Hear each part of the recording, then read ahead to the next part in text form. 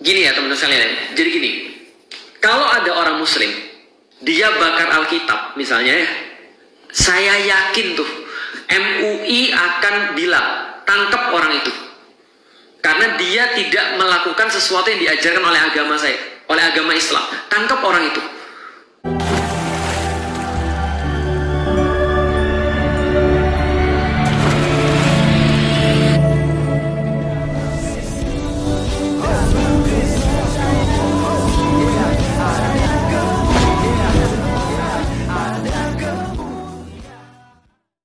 Salam teman-teman sekalian, berjumpa kembali dengan saya Arif Kule di channel TV Laskar Kristus ini.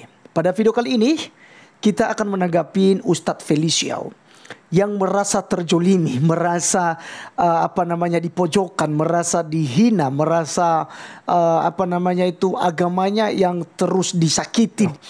Ya, jadi saya tertarik untuk menanggapi hal ini karena ada satu pernyataannya, jika seandainya ya orang Indonesia atau Islam Indonesia yang membakar Alkitab, ya, maka tentu saja Majelis Ulama Indonesia atau MUI akan segera mengatakan atau menggerakkan pihak kepolisian untuk menangkap orang tersebut karena itu tidak sesuai dengan ajaran agamanya. Teman-teman sekalian, ini Ustadz Feliciao sedang membandingkan tentang yang terjadi di Swedia, ya, ini negara lain, di negara kita sendiri, di mana kaum minoritas itu Kristen dijolimi di mana-mana, gereja ditutup di mana-mana, ya, Alkitab dikentutin. Itu lihat Ustadz dulu yang ada di depan mata, Ustadz Feliciao, yang jelas-jelas menghina kekristenan di Indonesia. Mana suara MUI? Mana suara Feliciao untuk tangkap orang ini karena tidak sesuai dengan ajaran Islam? Karena Islam rahmatan lil alamin dan Islam diajarkan lakum dinukum waliyadi. Mana suara daripada Majelis Ulama Indonesia yang Anda keluar-keluar ini, yang Anda sampaikan ini? Jangan Anda membangun sebuah narasi bahwa Anda yang terus disakiti, agama Anda yang terus disakiti, gitu, ya. Jadi yang di depan mata saja dilihat dulu. Oke teman-teman sekalian, saya mengajak kita dulu supaya tidak gagal paham untuk mendengarkan apa yang menjadi ocehan daripada Ustadz Feliciao berikut ini. Sama sekali.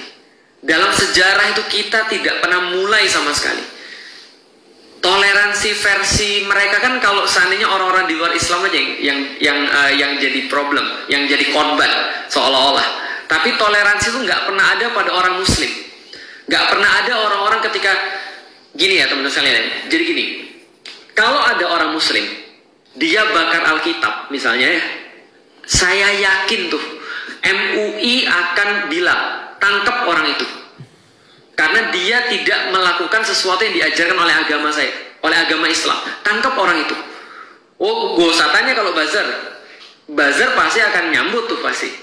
Kalau ada orang bakar Alkitab gitu misalnya, itu pasti buzzer-buzzer akan nyambut. Tapi saya sebagai orang yang belajar agama, tahu bahwa ini bukan seruan atau bukan perintah daripada agama, saya juga akan bilang ini nggak boleh. MUI pasti akan bilang tangkap tuh orang. Kenapa? Karena ini akan merusak citra Islam, gitu loh maksudnya. Tapi kan tidak begitu yang terjadi ketika agama Islam yang dihina. Tapi kan tidak begitu terjadi ketika Al-Quran dibakar. Pertanyaan kita balik lagi, kalau ini adalah masalah intelektualitas, kalau ini masalah hak asasi manusia, kalau ini adalah hak asasi bebas mengutarakan pendapat, berbuat dan segala macam.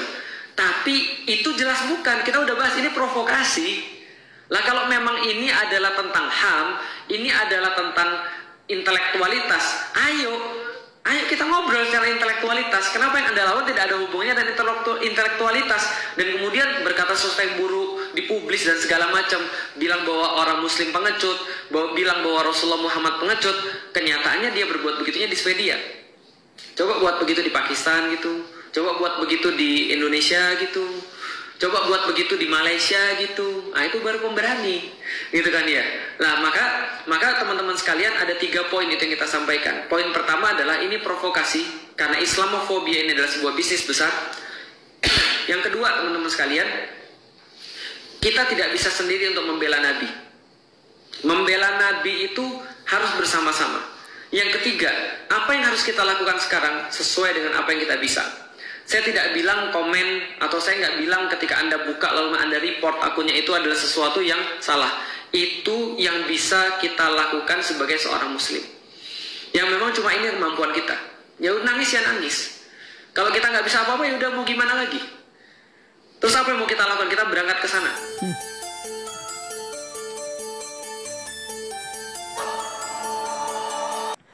Oke, teman-teman sekalian, itulah narasi yang dibangun oleh Ustadz Feliciao. Ya, saya mau katakan dulu teman-teman sekalian kepada kita bahwa Ustadz Feliciao ini juga adalah suka sekali menghujat kekristenan dengan menafsirkan ayat-ayat Alkitab di ceramah-ceramahnya di masjid. Saya tidak tahu, gitu ya. Kalau dibangun narasi tadi, orang Islam kalau tidak diganggu gitu loh, ya tidak akan mengganggu. Dan kita lihat sendiri bahwa mereka yang terus mengganggu kekristenan. Yang baru-baru saja kita lihat teman-teman sekalian, Ustadz Agustan sampai saat ini aman-aman aja. Yahya Waloni diproses hanya 5 bulan. Ustadz Abdul Somad yang menghina salib itu nggak ada MUI, itu bicara itu tangkap Abdul Somad yang menghina salib. Ahmad Kainama tuh yang bilang Roh Kudus bersetubuh dengan Maria lalu lahirlah Yesus yang disebut sebagai Tuhan atau diangkat orang Kristen sebagai Tuhan di tahun 325. Irene Handono tuh yang menyerang iman Kristen. Bangun Samudra tuh yang menyebarkan hoax, dia adalah mantan pastor S3 daripada Vatikan Roma.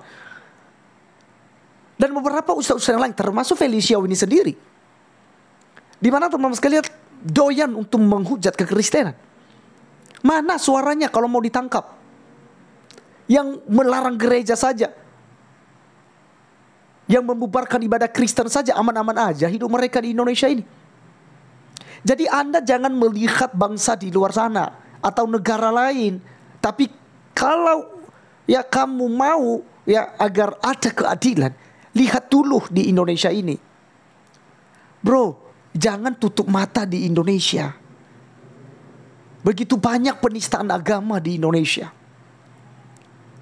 Seberapa banyak orang Kristen yang sudah dipenjarakan hanya karena komen ini, komen itu. Dan itu pun berdasarkan daripada pembelaan iman yang dilakukan oleh orang Kristen. Ustadz Agustan yang jelas-jelas sekarang ini mengentutin Alkitab. Jangan dulu bicara bakar. Anda berkata sepanjang sejarah Islam tidak pernah mulai. Wow, belajar sejarah dulu bro, Feliciao. Ya. Dan yang mengganggu kekristenan itu siapa? Anda harus belajar. 6 abad Kristen sudah aman-aman, sudah ada gitu loh. Tanpa ada kontaminasi, tanpa ada bermusuhan dengan Islam. 6 abad. Akhir di abad ke-6 atau mulai abad ke-7 muncullah Islam. Mulai dari situ ada fitnah-fitnah yang dituduhkan kepada orang Kristen. Yesus diangkat jadi Tuhan di tahun 325. Yesus tidak mati di salib tapi diserupakan. Yesus bukan Tuhan. Yang selalu kalian bahas selama ini itu menyerang kekristenan secara membabi buta. Kalian menuduh kekristenan sebagai kafir. Lalu Anda sekarang membangun narasi seakan-akan orang Kristen yang suka mengganggu. Kasihan. Teman-teman, saya kasih satu bukti kepada Ustadz Feliciao. Kalau Anda berkata Islamofobia suatu atau sebuah bisnis besar, yang ada di Indonesia adalah Kristenmofobia. Mari kita lihat buktinya. Ini satu video. Ya, teman-teman perhatikan. Ini satu video yang sedang viral. Di mana baju batik yang ada bentuk salibnya itu dibakar. Karena itu hanya ada bentuk salibnya aja kok. Ya. Bayangkan jika misalnya orang Kristen yang melakukan itu, Feliciao. Ada logo MUI misalnya di kulkas tuh halal. Lalu orang Kristen videokan rusak tuh logo halalnya itu. Marah ndak Anda? Atau mungkin ada bentuk-bentuk yang yang berbaur ada nuansanya ya, ada nuansa Islamnya.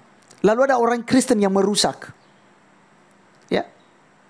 Pasti ditangkap secepat mungkin. Jangan tunggu berminggu-minggu, pasti akan diburu. Kalau Anda mengatakan banser-banser pasti akan banyak di situ. Langsung diturunkan untuk menangkap, memproses yang menghina agama lain. Kurang lebih seperti itu narasi Anda. Coba Perhatikan, di channel saya saja perhatikan para penghujat-penghujat yang menistakan kekristenan. Aman-aman aja tuh. Ustadz Nandar tuh aman-aman aja tuh. Julius HMC itu aman-aman aja tuh.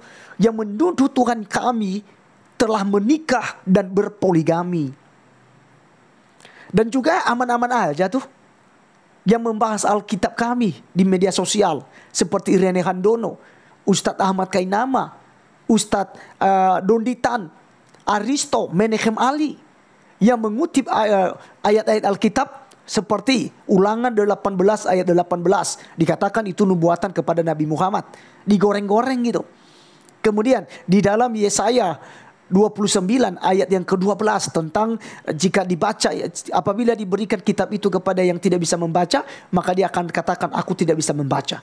Lalu ini dikutip lalu dijadikanlah sebagai nubuatan buat Nabi Anda. Nah harusnya ini yang diproses karena itu kitab suci kami.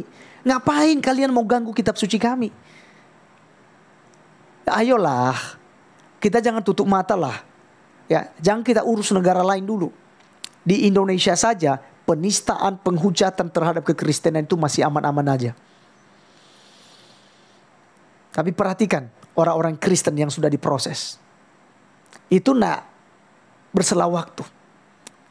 Paul Jang aman karena sudah pindah negara. Saifuddin Ibrahim aman karena sudah tinggal ke luar negeri sana. Tapi coba kalau mereka pulang, pastinya langsung dijemput, diproses. Nah maka teman-teman sekalian, inilah sebuah perbandingan saja ya kepada Ustadz Feliciao. Supaya jangan beranggapan bahwasanya orang-orang yang menista agama Islam itu tidak diproses dan tidak ditangkap oleh polisi. Justru sebaliknya yang terjadi.